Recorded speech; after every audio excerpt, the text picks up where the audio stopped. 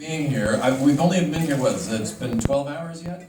I think we Yes. flew in last night and we've already eaten 3 times. So, if we fall asleep, that's why. Yes. Lots of good stuff. I've been talking to Pete about Manila in the Philippines ever since I joined Pixar. So I told him, it's like, we got great beaches, there's places to go, and it's like, he loves to hike, a lot of great hikes, but we won't be able to do that today, so let's eat. And that's how we've done, so. Yeah, fantastic. Shall we get the ball rolling? Are we Let's do it. ready? Here we go.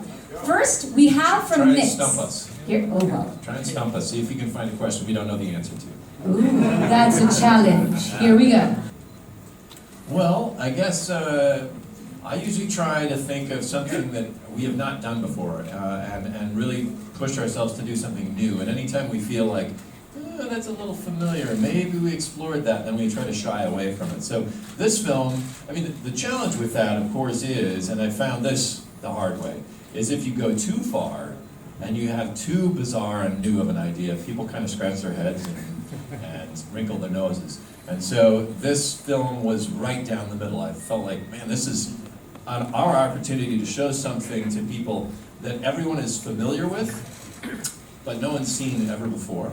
So the idea of showing how songs get stuck in your head and why that dream you had was so weird and all this stuff we're all familiar with, everybody around the world, that was a great opportunity for us and we had a great time. The other thing, just in reference to your question, I think everyone at Pixar is it's a very collaborative place. And there's no way we could make these films. Ronnie and I get to sit up here and wave at you guys, but there's a team of 270 amazingly talented artists who worked on this film, and every one of them contributed in some way. Well, answer to our last question, we have a group, we have an alias. That means we have a mailing alias group of people at Pixar. We call them Pix Noise. So all of us who are part of that alias, actually we get together for 2 reasons. One is to eat. You guys have been eating and We've been eating also, not inviting other people. No, You weren't part of that. So we would have afternoons. We would have salo. We would have like potluck and bring food in. And then, but also we also hold charity events. We hold kind of like auctions so that we can donate to charities for typhoon relief here and then other charities as well. So it's a very active and very friendly group. They're always smiling, and I'm saying hello to all you guys on their behalf. So that's our group. 1989, I was turning 30 years old. I migrated to the U.S. And it's really quite a journey because you don't plan these things. I didn't even plan to be in animation. But here I am, I've come home, and it's an amazing experience because I'm not just coming home. There's a movie I helped make that's opening here, it's about to open here, and it's kind of a surreal experience. Because I just watched movies here when I was growing up. I love being here and the Ayala Circle, and I watched movies in the Greenbelt, and I would love movies and feel like, man, I'd love to be part of movies someday. And here And you then are. today, so it's a dream come true. Wonderful. Very, very inspiring. Well, Pete, well, this part of our presentation was like, well, a long time ago I wanted to join Pixar because I love Toy Story, and I was so depressed that I couldn't be part of Pixar. I worked for a different company, and I interviewed at Pixar. This is my entire story. I interviewed at Pixar, and they said, "Yeah, that would be interesting if you can join us." And everybody met me in this room full of drawings with monsters. I said, "Like, they're making a movie about monsters. I would love to be part of this." Meanwhile, we had a couple of story artists that I loved, and I said, how did you learn this? He said, I learned everything from this guy, Ronnie del Carmen. I was like, great, get him in. So on the day that they did say yes, after a couple of months, I'm an employee. I walk in, and they bring me to a room. It's like, what's happening? This room's full of drawings of fishes. What happened? So I suspected that Pete Docter didn't want to hire me. Which is not true. Which is not true. Yeah.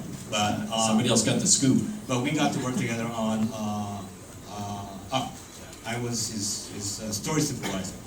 You know that beginning part of the movie where we see Carl and Ellie fall in love and live together and all of that? That's 4.5 minutes that Ronnie boarded, and a lot of great stuff.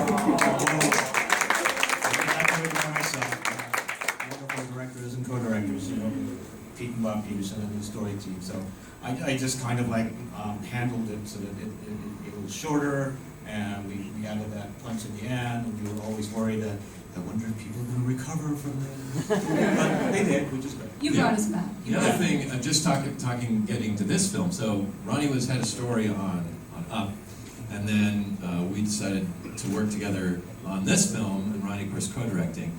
And this film was a real challenge all the way along because we decided to set it not in the brain, but in the mind. So it's not blood vessels and dendrites and things. It's like esoteric stuff, like consciousness and personality. And so we'd talk about these very abstract things, and I'd be like, in the back of my mind going, how are we going to do this? What does that look like? I have no idea. And I'd look over and Ronnie has drawn it already. He just has this amazing ability to take these feelings and put them as images that we can shoot. And so I can't imagine working on this film without Ronnie. Oh, thanks, Pete. So that's the kind of collaboration that we do. Our offices are right next to each other, so I would start a sentence, literally. What if it happened is I could go to Pete and says I can finish it, and then it would be a back and forth. And we work faster that way.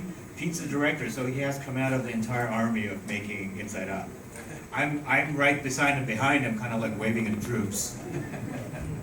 This is what it's going to be like because the big man says so.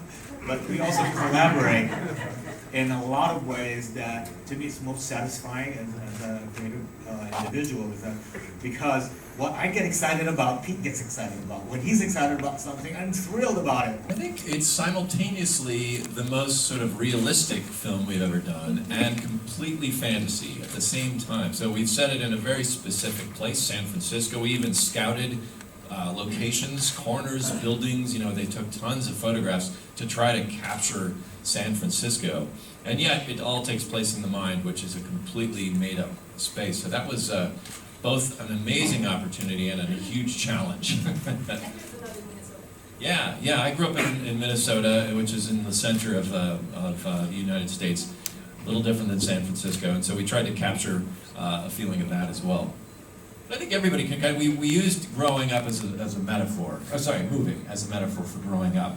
And I think everybody, whether you've moved or not, and everybody has, as we would talk about this, these story sessions would almost be like therapy, Well, tell us about your childhood trauma, and so you get all these great stories. We would mine them from all the people who were working on the movie. It's all of these kind of difficult stories, emotional stories. Every family has them, so it's free. So it is like therapy, except no therapist. So we remain dysfunctional. I'd have to rely on Ronnie, because all I know is eating. He's been here only 12 hours. Yeah. I know, I can't, I'll have to look forward to Pete's next movie that is about bibinka and calamari. Animated though, it might be really tasty. I saw those sweets, those fries things. So, yeah, there's lots of stories here in the Philippines, and I've been telling people about, growing up and all the lore that we have, also the weather and stuff like that. That would be fantastic to do. Can I tell them about your short? Oh, yeah. Ronnie's already boarded a beautiful piece about growing up, and it seemed. I've never been to your hometown, but it really captures this amazing feeling of what that was like.